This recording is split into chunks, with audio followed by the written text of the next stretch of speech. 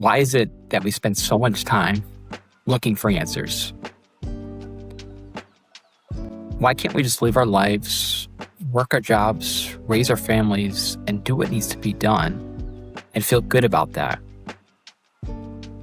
Why does it still feel like something's missing, even when we have so much to be grateful for? I've asked myself this question a lot because I have enough. I have plenty to be grateful for. But I still wake up early every day. I journal, I pray. I find myself needing to work towards something, even if I don't know what I'm working towards.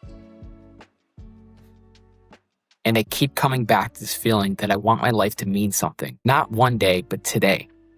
I want today to matter. And I think what I'm starting to realize is that I'm not just trying to become more productive or get more done. I'm trying to change the way my days feel. I'm trying to change my experience of time. Because there's a difference in how a day can feel. Some days you can feel alive, connected, ambitious, and like you're moving toward that life you want.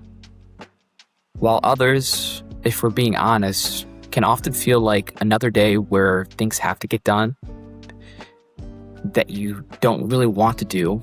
And the whole goal becomes, how can I convince myself that what I'm doing today matters? And I don't mean to be nihilistic. I want to instead ask you, what creates the difference? Because on the outside, the difference between these 2 days look exactly the same. Last week, I noticed something that helped me understand it.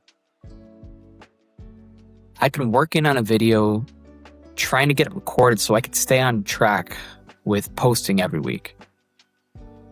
And on Friday, I finally finished it, which isn't life-changing on its own, but I did notice something. Almost immediately, I had more energy. Not necessarily because I was excited about the video itself, but because I had closed a loop that had been sitting open in my mind. The thing I knew I needed to do was done. And once it was done, other ideas started coming through. One of them was planning a trip for my family. Something fun, something intentional. A few days where we could be doing different things together and actually making some memories while my son is still young. So I started thinking that through. Where would we go? What would we do, and when could it happen? And once I had a date on the calendar, something interesting happened. And that's what inspired this video. Because after that plan was created, and after I knew where we're going, the days ahead started to feel different. I knew exactly what I needed to finish at work.